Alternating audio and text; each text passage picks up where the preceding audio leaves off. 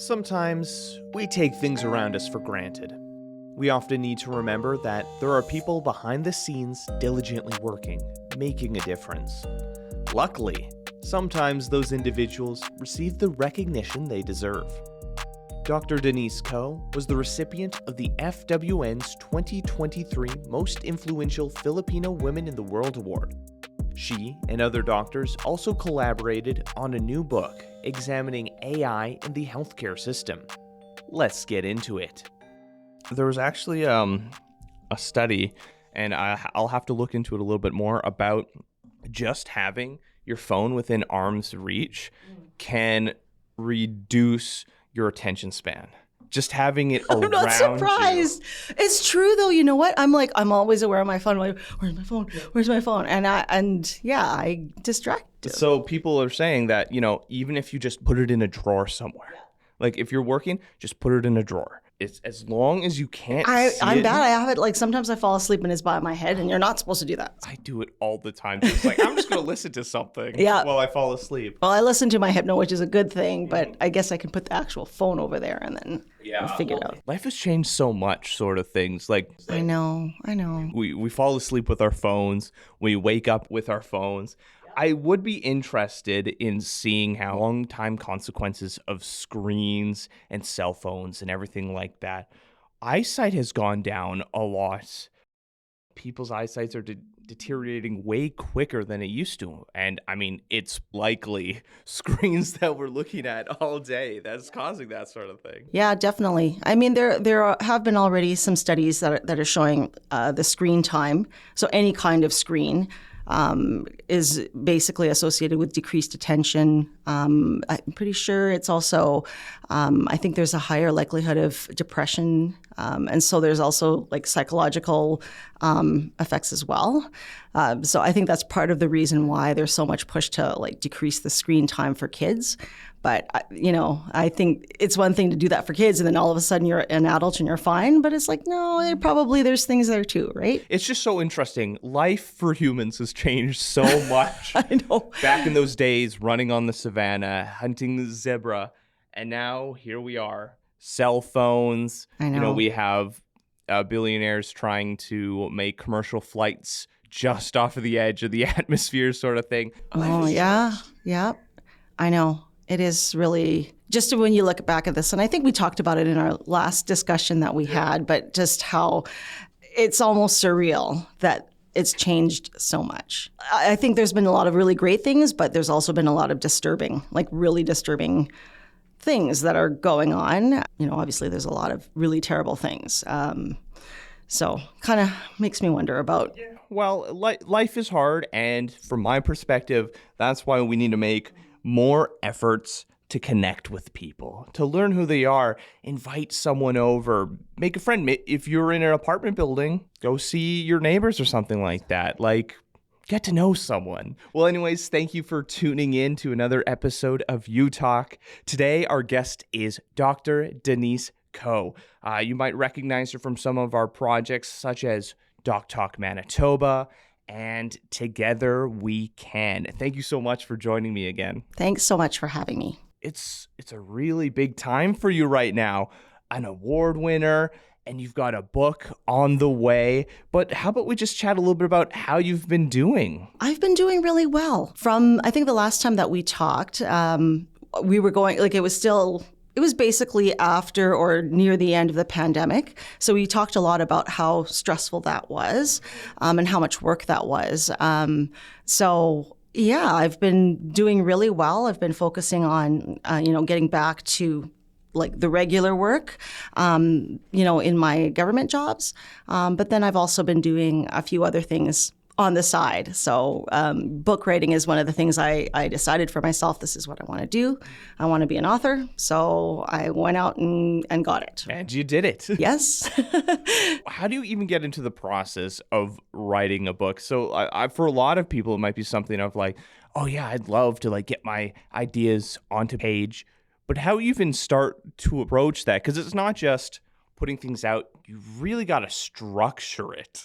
This one was an easier one. So what this book was about was basically I was on a Facebook group of physicians. We were talking about artificial intelligence. And then one of the doctors, Dr. Schaefer, she basically said, well, why don't we write a book about it? And so she got a number of people who were interested, and then we each wrote our own chapter. So it was basically a chapter that was looking at AI, but from the perspective of our own specialty. So, and you can talk about your story and, whatever kinds of experiences we each had individually, in medicine that had to do with AI or that had to do with the points we were making. So that's what I did. So we were able to get a group, and there's 15 of us doctors, all female. I'm the only Canadian doctor in there. They're all American doctors. And I basically wrote about my experiences with the pandemic, some of my life experiences and some of the struggles that I've had to deal with, really move forward. And I talked a lot about the data, which I think we talked about last time as well, but how sometimes the capture of the data, it really does dictate the policies that come from them. So if you're capturing the wrong data or you're ignoring, certain pieces of data, that can lead to basically racist or sexist or sort of any of the IST policies. So, there were some things that I really was frustrated with during the pandemic, which I talk about in my book. Just to follow up on that a little bit, when you're talking about having the correct data, just reading online and some of the challenges that we've seen in terms of different areas of AI, facial recognition software doesn't really work well for darker complexions or people with a lot of melanin. It's something that engineers and designers have to be cognizant of when designing the AI. A lot of times when they're putting through the faces, it's usually white male faces. So it can be a challenge sometimes when you're like, okay, who is this person? It kind of like blankets everyone with a darker skin tone. So when people hear online racist AI, it's like, what? How can a robot or an algorithm do it? It's like, no. It's about the process of getting that information in there. And making that determination, right? Like, so this might be what the technology is telling you or the robot is telling you, but you still have to be the one to decide to pay attention to it or what that's going to mean. And that, that also takes into consideration the limitations of that technology. So there's lots of things, that we have to really be careful with, but at the same time, right now, it's also a time of a lot of possibility and, options. And the tech really has improved and basically blown up in a way that we can really take advantage of that and help our lives and healthcare, much, better. Yeah, we can function better basically with it. It's a great tool. AI can really help things, whether that is giving prompts for creative writing or things like that, or helping in terms of AI-generated images can help give you an idea. I know some people were worried and still are worried about, what AI can mean for various industries, but I see it as a tool. It's about making sure that we're not just accepting the AI thing, because I've read a number of AI-generated scripts, and some concepts are interesting, but it is not great. There was a whole AI-generated episode of South Park that I watched. It's bad. It's so unfunny. The animation is so But they actually bland. say this is AI generated kind of thing? Oh, interesting. Yeah, I think it was fan made, if I remember correctly, but it's definitely not a replacement, but we have to make sure, because the worst thing would be a bunch of executives get it, and then all our movies are AI generated, and we're definitely going to feel it then. Yeah, I think that's part of it too, is just the idea that, there is that worry that this technology will take over, the arts, either like writing or, but that's part of the issue that, that this book touches on, is the idea that we really do need to have the human element in there, and you can't lose that, because it's a little bit scary what you can end up with if you lose that human element. I think it's just fun, though, coming together, a collaborative approach to look at the industry. Just maybe just to clue us in a little bit more about how AI is being utilized in medicine. Can you just explore a little bit about, some of the different techniques or technologies that is being used to help individuals? I can't say I know a lot of all the different types of AI that's being used. I know that it's in different there's probably industries. as many as there are the stars in the sky. But I mean, I think of it like there's some things that we can use sort of personally that can really help with efficiency, basically. So like you were mentioning about the, helping with writing, for instance, and prompts and how to structure, documents, that kind of thing, sort of the more kinds of tasks that take a lot of time. That's where the AI can really be helpful for. But I know that it was also used, or I'd heard that it was also used with like COVID. I think it can be used for like resource allocation, because you can actually take a lot of data and then you can analyze that and then basically come up with, for instance, where are the best places. If you look at the map, where's the best places in that population where we should be allocating these resources. So I know that that's an option or a possibility. I don't know which, jurisdictions are actually doing that, but I think that there is some looking into that. The technology is there to utilize. Oh, That's so cool. We have so much data. Like, we have access to so much data. It's now a matter of making the connections, making sure that data is clean, and then making the decision to use the AI for good things. Just kind of when you're talking about collecting the data and utilizing it to find different areas, that just reminded me of a conversation I had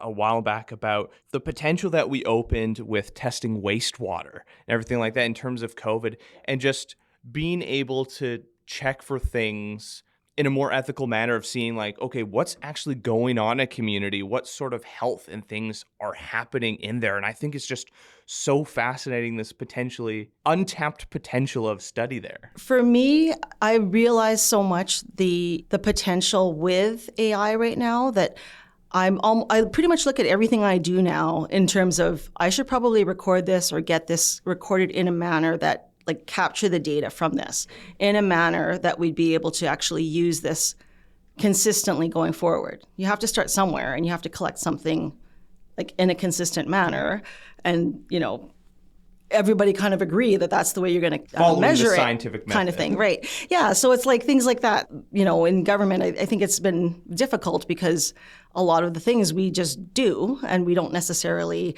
record it, or we record it in an inconsistent way from each other. Then it makes it harder to do. However, we do have AI, or AI could be used to actually go through that data and mine that data and then come up with something better. So, I mean, you can actually use the technology to help with these issues that you're dealing with. Yeah, make things more efficient, streamline a lot of the procedures and the approaches to it, and as well as create that consistent paper trail for like, what the heck did we do before on this certain thing, instead of like going through files like, okay, what did I name it? Well, now we have this consistent thread that you can find things. Yeah, and I think I know that other uses of AI, there's some use of it, I think, in electronic medical records. So there's some pieces of it that you can actually, make more automatic, which then should help with the healthcare workers or physicians, in my case, make decisions faster. And so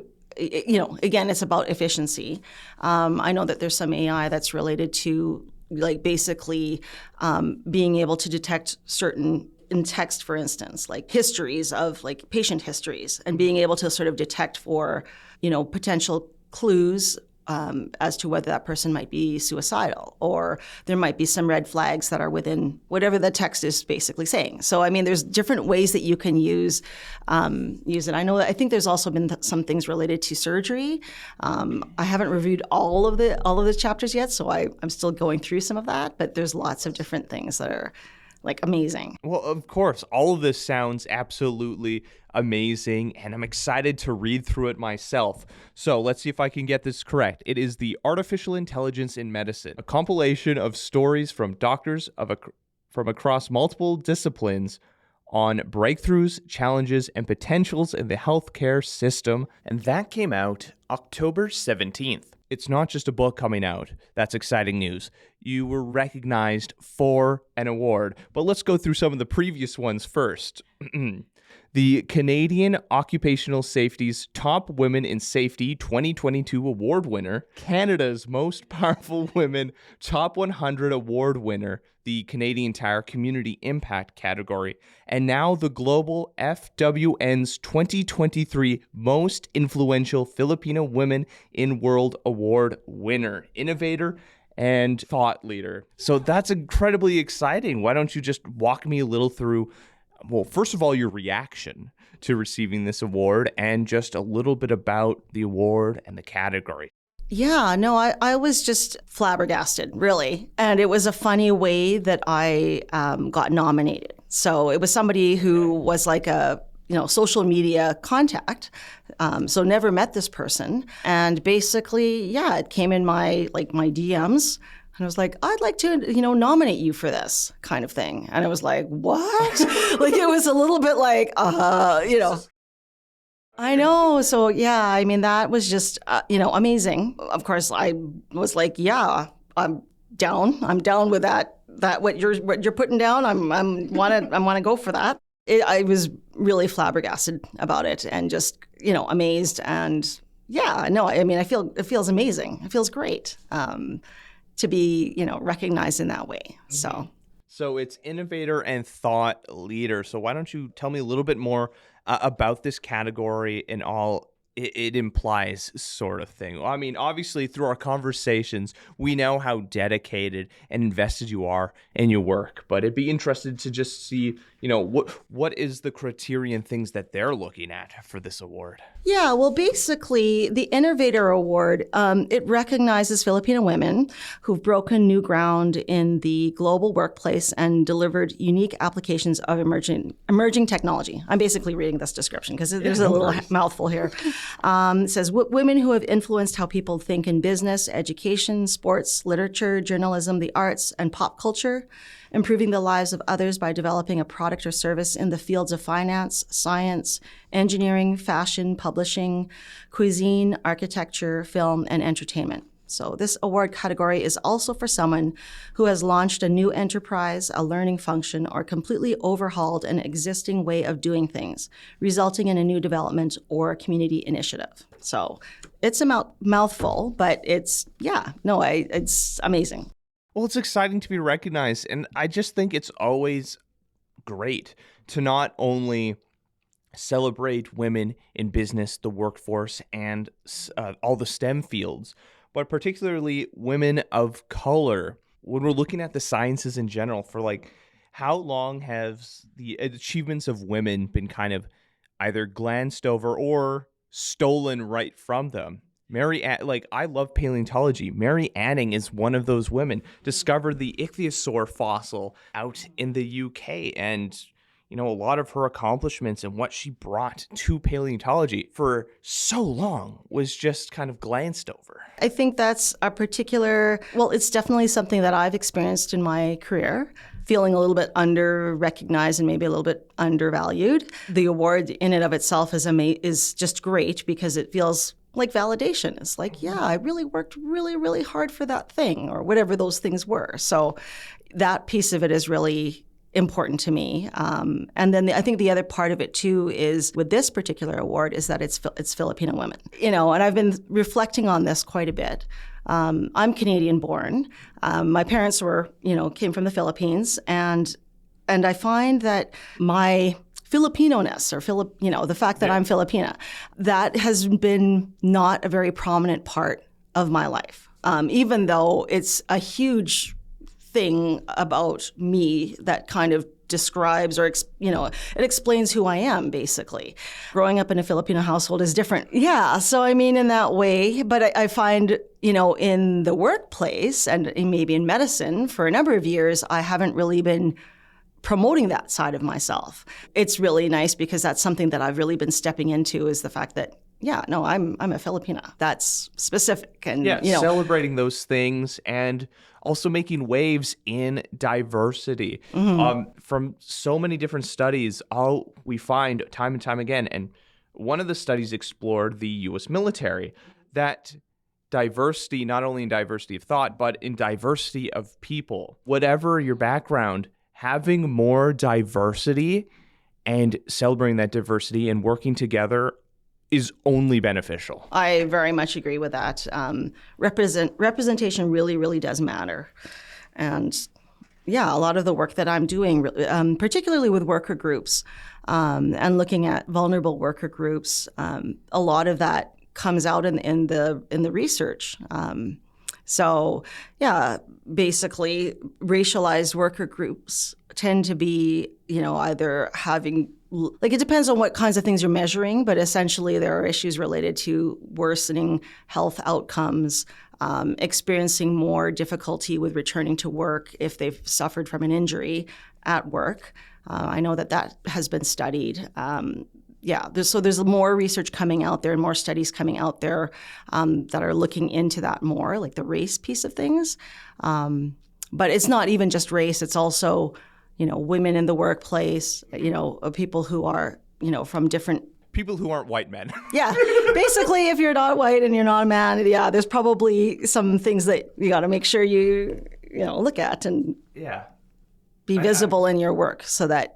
We have to kind of break down, not even kind of, I keep saying kind of, we have to break down the white male narrative about the workplace. That needs to go. That's super old. We need to just toss that. Yeah, there's no place for that moving ahead. All it does is limit potential, slow progress. Yeah, there's a lot of studies also that show that,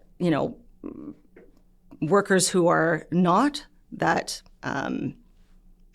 category, do extremely well in the workplace and sometimes even better. So for instance, there's some research out there about female physicians compared to male physicians with better outcomes in terms of their patients. So things like that really goes with, we need to have more representation, more diversity within the workplace to really get those talents out there and not it be so, white bread. Like it's No, it's okay. I understand it completely. Like there's so many different industries and places where it's who you know or like who you're related to that kind of you just kind of get ushered in to position, and it doesn't necessarily take into account people who are working for the role. Not to say deserving, but are the right person for the job, sort of thing.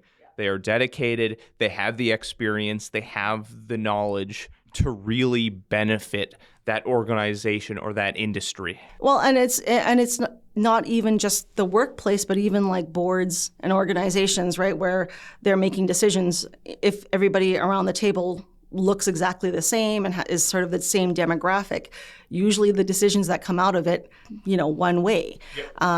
That ends up with an organization or table or whatnot that has a lot of blind spots. I call them blind spots because that's essentially what it is. Because, there's no consideration for non-white, non-men kind of. Of course, like let's say I was on a board, I would have a different perspective than what the general perspective is as a younger queer man. But my perspective, I'm going to have those blind spots for things that you might notice.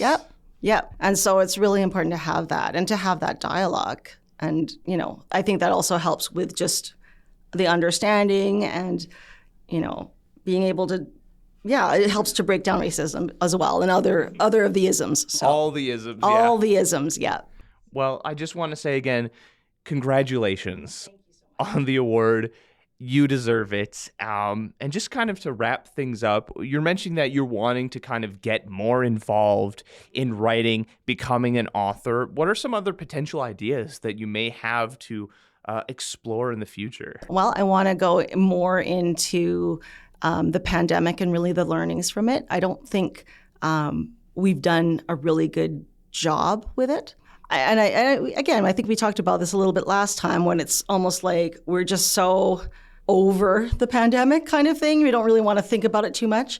But I think that there's a lot of learning there that we could really use to take forward, particularly at the system level, to really make sure that next time, I think there's going to be a next time or there's going to be something like that, we'll be more prepared and we'll have more structures in place to really, really help with dealing with that. The other thing I should have mentioned about the award is that it's a working award. So it's actually one where we are supposed to, like the awardees are supposed to pitch a project. So it's a 2-year project. That's fun. So my project, it has to basically uplift and support and empower Filipino women in my own community. What I'm going to be doing is pitching my project, which is related to Filipino caregivers and Filipino nurses. So those two groups are really dear to my heart because I had done a lot of training and I did some research on that during my training a number of years ago. But I find that those groups are particularly vulnerable for a number of reasons that,